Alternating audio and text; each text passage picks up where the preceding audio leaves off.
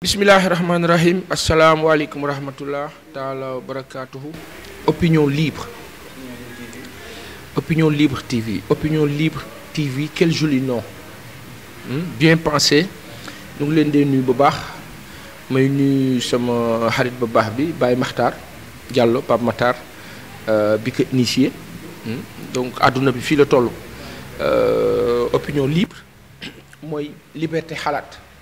Liberté d'opinion mooy aussi sañ-sañu bokk ci dëkk war a mën a wax li fa xew ci li nga xam ne neex na la ak ci li nga xam ne neexu la ñu ngi leen di nuyu di wax di nuyu internet yi ñoo seetaan di wax yàlla na yàlla def opinion libre dem ba nekk télé ba mag ñëpp xaj ci mu yaatu ànd ak wér barke fan wu gudd jaboot ga barkeel ak fekke tal barke alxuraan barke Seydina Muhammad sallallahu alayhi wa sallam nuyu nañ leen. Alors,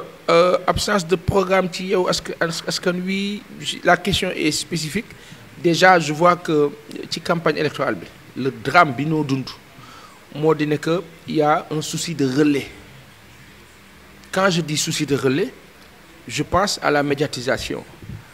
On voit campagne électorale u Benno Bokk Yaakaar gis campagne électorale u Yewwi Askan Wi Wallu gis campagne électorale yeneen liste yi les serviteurs Natangué bu Cheikh Alassane Sène serviteur bu Pape Djibril Fall aar bu ñoom Abdourahmane Diouf ak ñoom Thierno Alassane Sall ñoom Thierno Bocoum ñoom juge Ibrahima Dem kilifa yooyu ak en tout cas 8 coalitions yoo xam ne wala 8 bokk entité de candidature yi nga xam ne ñu ngi yëngu ñi ci gën a fës nag on va dire Benno Bokk Yaakaar aar les serviteurs. On les voit, Yewwi Askan Wi Wallu. La tendance c'est quoi? La tendance mooy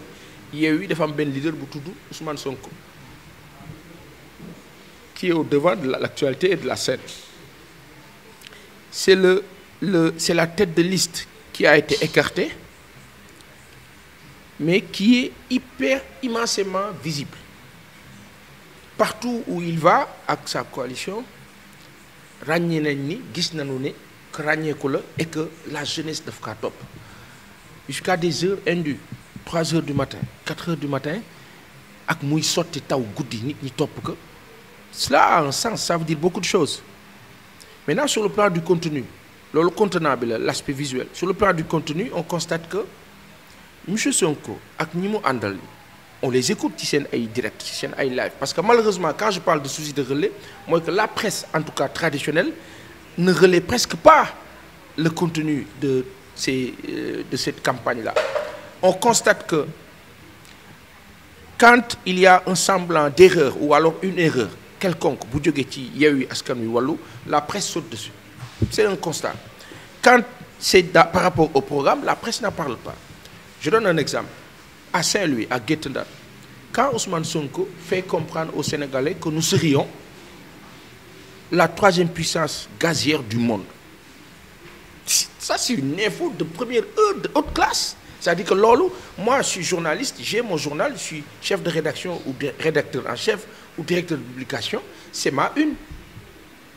Et je peux même faire un dossier là-dessus avec des spécialistes. C'est-à-dire que le sieur, il parle à 22h ou 21h.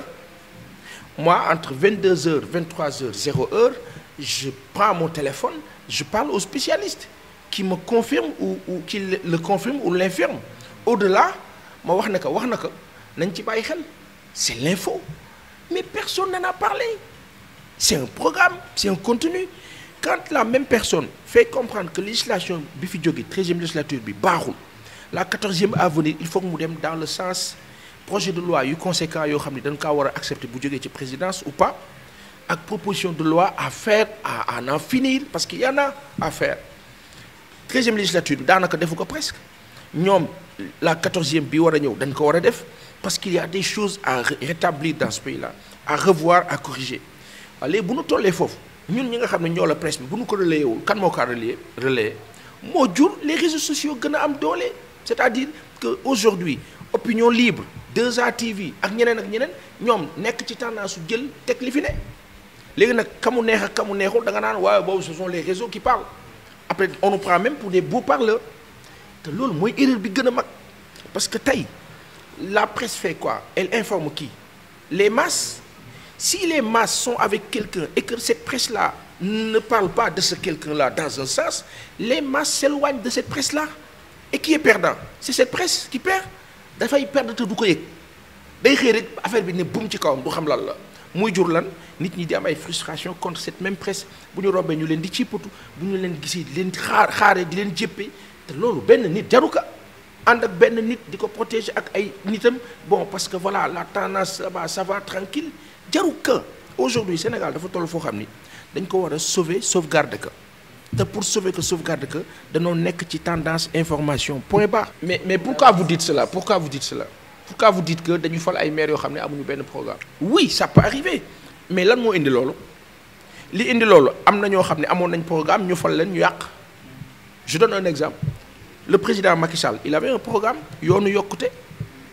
mu dawal 2 ans teg yoonu yokkute la taxoon nit ñi déglu ko ca campagne mu teg ko ne ba muy campagne il ne nous a jamais parlé de plan Sénégal émergent. Au bout de 2 ans des spécialistes ñëw bind def seen ay kii ñu fay 2 milliards des étrangers et français en tout cas sénégalais ou français ñu ñëw def li ñoo def ñu ne ñu plan Sénégal émergent un plan boo xam ni c'est la France qui a tout outillé pour jox ñu ko parce que ñoom seen ay intérêt moo ci nekk. Alors kooku ñëw na jàng na xam na am na programme mais lan la ñu defaral daf noo yàqal daf noo lor donc kooku moo ki ngaa wax nii naan dafa ñëw ñu fal ko te foog woon dina falu te amul programme ñoo yem boo xamee sax kooku ko tane. La réalité elle est ailleurs grand il faut ñu comprendre ne que fi ñu toll nii tendance bi fi mu war a dem moo di ne nga am programme nga bañ a am programme lan moo la tax a jóg li la tax a jóg mooy programme li ma tax a jóg kat mooy ñun ni ñoo dundee nii baaxul faw ñu changer ko décision boobu programme la après ma wuti contenu waaye bu la fekkee nag nga jiital programme ak contenu c'est un plus encore que la gestion d'une localité municipale c'est quoi ci koñ bi laa dëkk ci gox bi laa dëkk lii mooy sunu jafe-jafe nanu ko lijjanti yoon baa ngi nii lii laa xalaat askan wi kaay leen ñu xool nu ñu ko lijjanti ma ànd ak askan bi ñu gérer dëkk bi loolu moo la gestion de mairie municipale compliqué wul am na foo xam ne bu ñu ko fa tegee mu compliqué moi je trouve que fi ñu toll nii Sénégal li ñu war a def mooy une gestion participative boo xam ni population yi dañuy bokk ñi leen jiite ànd ak ñoom gérer mais bu fekkee dafa nekk supra-domination nii ki jiite nekk ni ci kaw di teg li moo teg te du ci déggoog ñi mu jiite safaan rek lay jóg. Alors foofu moom je l'ai dit et redit et je vais encore me répéter et j'insiste là-dessus c'est mon avis aussi personnel et libre man bu ma nekkoon ci département stratégique wu Yewwi Askan Wi dinaa leen ne Ousmane bu mu wax loolu bu mu ko waxati c'est-à-dire que boo nekkee ci bopp bi ci kaw xulil baa nekkee ci bopp bi ci kaw am na loo xam ñeneen ñaakaa def aw waru la doo ko def parce que a nekk ci bopp bi après nag mën naa rappeler des faits daal di ne il fut un temps où la direction générale des élections dafa écarter Ousmane Sonko écarter les titulaires de Yewwi Askan Wi Wallu wala bokk Yewwi Askan Wi ce que moi j'ai défendu corps et âme pour dire que c'était injuste que direction générale des élections ministère de l'intérieur de la sécurité publique dafa def lu ko neex tegu ko fenn conseil constitutionnel ñëw appuyer que quand bien même jur na lan une manifestation du 8 juin à succès il y avait pas de problème autorisé pas de problème en tout cas encadré le 17 juin ñu lànk problème am il y a eu des morts ñu ñëwaat le 29 qui était menaçant Yewwi Askan Wi changé stratégie daal ne ok comme noonu la suppléant ok am problème on va y aller et gare à ce régime là si les suppléants les battent sa gàcce gu gudd lay doon bu gën a bon et au vu de ce qui se passe on ne sait pas si tout le monde a sa carte de vote mais li xew moo ne li feeñ ni dafa mel ni suppléants yooyu ñoo nar a gagné vous me parlez tout à l'heure de gens yi nga xam ni de bonnes gens yoo xam ni ils sont devenus maires non c'est-à-dire que kenn xamu leen vous allez avoir des députés que personne ne connaît parce que lan Yewwi Askan Wi la parce que lan y a un leader parce que lan cette jeunesse là en partie est avec cette coalition là loolu dafa jouer dafay compter te lu mat a bàyyi xel lu mat a sóor la alors aujourd'hui sur le discours de monsieur Sonko j'ai dit stratégiquement il n'en avait pas besoin c'est-à-dire que man du ma dugal 5-0 wala 6-0 wala 7-0 di xuloo bay am carton jaune wala carton rouge non sur le principe dama ne man bu ma nekkoon ak ñoom wala ma nekkoon ak moom dinaa ko ne non bul dugg ci gaam boobu bul bàyyil ñeneen ñi wax ko mais yow bu ko wax stratégiquement après nag wax na ko ci ban tendance on va rappeler des choses quand il y a eu l'histoire de la DGE, Direction générale des élections bi ñu écarté Yewwi Askan Wi, moi j'aurais été aar askan wi ci jamono boobu wala aar Sénégal dinaa ne hey lii di xew ci mbiram parrainage yi du dëgg du yoon. mais qu'est-ce qu'on a vu bi Yewwi réagiré ne lii du dëgg du yoon di araftu di bëgg a contre-attaquer aar dafa jóg. Ils ont parlé de combine bëre, ils ont parlé de soi-disant élections yi kenn ko repousser et cetera mu jur sénégalais yi am benn xalaat ci ñoom tamit stratégiquement sur le plan de la communication ils ont failli à ce niveau ñu nangu ko nu ban ko nangu. Ils auraient été même beaucoup plus stratégiques de juste se taire et de regarder faire kenn du leen dégg. Mais quand ils ont réagi ainsi dafa jur Yewwi Askan Wi daan ne kon ñun am nañ beneen adversaire de plus. loolu la indi au lieu mu nekk en leur faveur dafa nekk en leur défaveur. La chose on le dit pas parce que nous ne sommes pas à la place des Sénégalais mais on entend les gens ce qu'ils disent dans la rue te li ñoo wax ci mbedd mi dafa feeñ te nit ñi dañ ko war a décoder donc boo ko décoder di nga xam ban position ngay amee. Ensuite quand il y a eu la sortie de monsieur Sonko wax naa la ne la sur le principe sur le plan de la communication moi j'aurais préféré qu'ils ne le disent pas c'est mon avis. Après on me dira waaw mais ñële bi ñu attaqué vous n'aviez rien dit lui il a dit mais alpha ou bêta grand ba jiitoo am na loo xam doo si taxaw. foofu la maa waxee maintenant la réaction de aar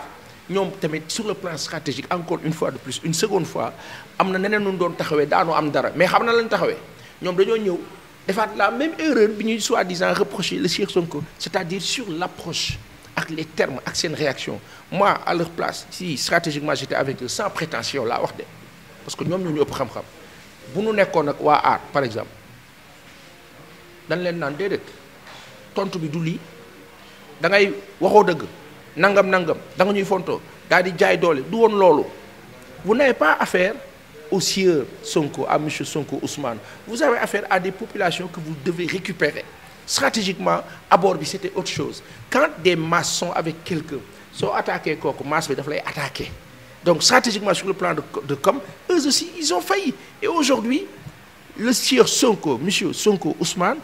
ne perd en rien du tout et ne bouge pas d'un iota de son statut de leader c'est-à-dire li gën a graaw mooy mbir mi daf ko sax gën a yokk quand bien même que je suis pas d'accord sur le principe mais daf ci gën a am aura encore que il a persisté insisté et signé là-dessus pourquoi à cause de la réaction bu réaction bi amul woon peut-être doon na raser les murs dem dans un autre sens en grosso modo grand li ma lay wax moo ne réalité bi aujourd'hui Sénégal toll na ci benn guuta ga metti Ousmane Sonko li ma wax sénégalais yi moo tax sénégalais yu bëri topp ko pourquoi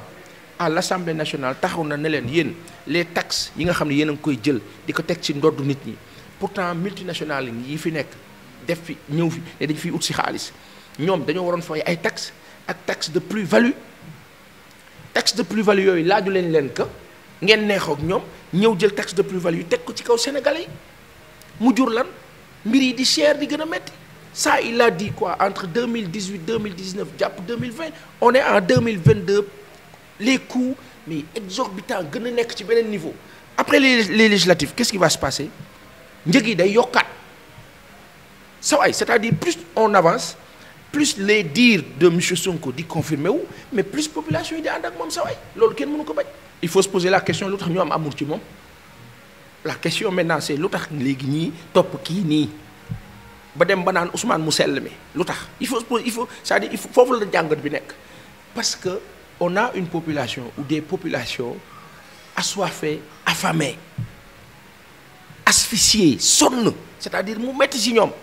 ces populations lan la noo wax dañ cee bëgg a génn mënuñu see génn kan mënu si mën a génne am benn doom yi aadama ba jóge fële ñëw na leen xam ngeen lan moo tax ngeen di dund lii ñii ñoo leen ko teg xam nga nu leen ko tegee ci nii ak naa ak nële ñuy dem di ko gis wan bàyyi wan mu ne leen terre bi baaxul 1000 et quelques milliards lañ ci def nguur gi ne 600 milliards laa ci def ñu la dem di dem ba bis ñu ne non 800 milliards jékki-jékki mu ne leen di ngeen agsi loolu am population yi di noter mu nekk hors de croissance ñu la dem benn ñaar ñett ñeent mu yokku looloo indi amour bi sawaay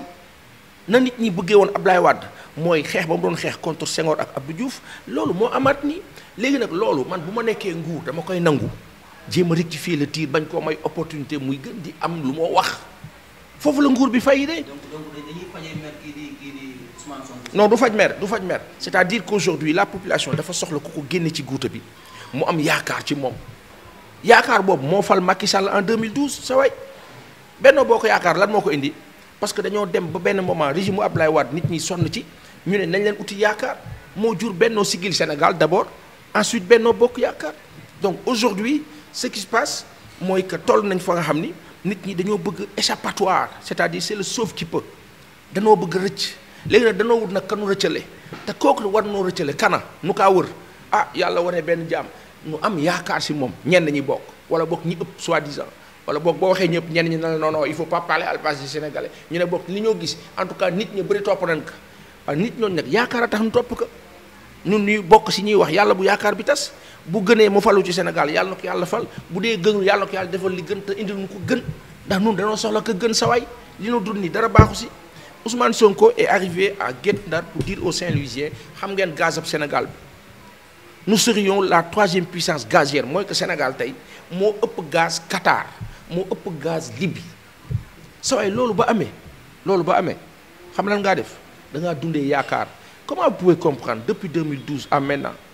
président Macky Sall lan la indi Sénégal psychose tiit Sénégal dañuy stressé depuis 2012 on est guindé coincé stressé c'est-à-dire meurtri attristé nit ñi dañoo dem nii rek nii nan nga mën a comprendre ab jakartaman ak taximan ci tali bi benn baat ñaari baat ñett non da koo dóor mu dee ci lan ci lu ñàkk fayda parce que nit ñi fi ñu toll la loolu nag dafa am ku ko def léegi nag kooku ko def nag bu amee kenn ku ñëw naan ko li ngay def du dëgg du yoon nit ñi dañoo kaa topp sa waay lii fi ne de sunu baay boobu de nu ngi kaa nuyu di ko ziar ba baax am nañ ci kersa nag waaye nag benn affaire naa ko fàttali moom foofu la bokk 2010 2011 bi ñoo taxaw obélisque dañ naan taxaw nag moom ak ñi sa des kilifa yi ñoom Moustapha Niasse ñoom président Macky Sall ak ñi sa des ñoo daan bokk taxaw donc c'est le retour au bercail këram la dem rek loolu du ma j'ai même pas envie de le commenter mais une chose est certaine actuellement la population en a marre de ce régime-là et c'est ça qui compte. Alors j'ai pas envie de parler de Bougane vu ce qui nous liait professionnellement. Au-delà sur Sen TV on a eu à dire qu'on n'était pas d'accord mu génne Yewwi Askan Wi. Pour moi ça a été une erreur politique fatale et peut-être que je sais pas mu ngi koy dabu qui sait. moom sama yaay bi fenn rek laa àndul ak moom bi ñu ko proposé débat daf ko waroon nangu. Elle parle super bien am na xam-xam bi am na charisme bi ça aurait été génial d'avoir ce débat-là dommage que elle a raté le coche ak organisation bi mais j'ai vu Amadou Ba prendre le contre-pied apparemment pour dire que ce serait bien soi-disant en tout cas de débattre et ensuite dire que Sénégal amul problème ethnie ni politique contrairement ak soubassement yi nga xam moom lañ gars yi doon jéem a développer parce que nguur gi dafa am position boo xam ni na ma yàlla baal nañ ñu baal mais dafay mel ni mbir mi jaxasoo moo ko gënal fi mu toll nii et mbir mi du jaxasoo nag lépp ci jàmm laa am ci dal et puis changement de régime c'est quoi dénkoon nañ leen dénkatul leen vous allez faire autre chose gën a liggéeyaat bu ngeen ñëwaatee amaana mu gën a baax bu fekkee du ngeen ñëwaat ngeen des dox leneen rek jàmm na ñooy mais réew mi moom sawaay dañu kaa gàdd dañu kaa téye c'est vrai que c'était risqué c'était hyper risqué tey bu ñu la nee Sénégal mooy 3e puissance gazière nguuru Sénégal jël 90% joxe loolu rek ci débat ça peut être lourd mais n'empêche nguurab Sénégal bu defoon débat nit ñi dinañ gën a am peut-être quelque chose qui sait amaana monsieur Sonko wala kii def débat bi la tête de liste de Yewwi Askan wala comme munti doon amaana bu ñu eggoon foofu kooku mën na fa xastalu ci kàddu mu nekk au profit du pouvoir qui sait ils ont raté le coche. waaw kontaan lool di féliciter Baye Makhtar ci Opinion Libre TV yàlla na ko yàlla def télé bu mag waay il faut ñu am ay possibilités di am des avis divergents intéressants yoo xam ne ñoom ñëpp ci yoon bi ñu jëm moo la defar Sénégal yàlla na yàlla yokk barke alxuraan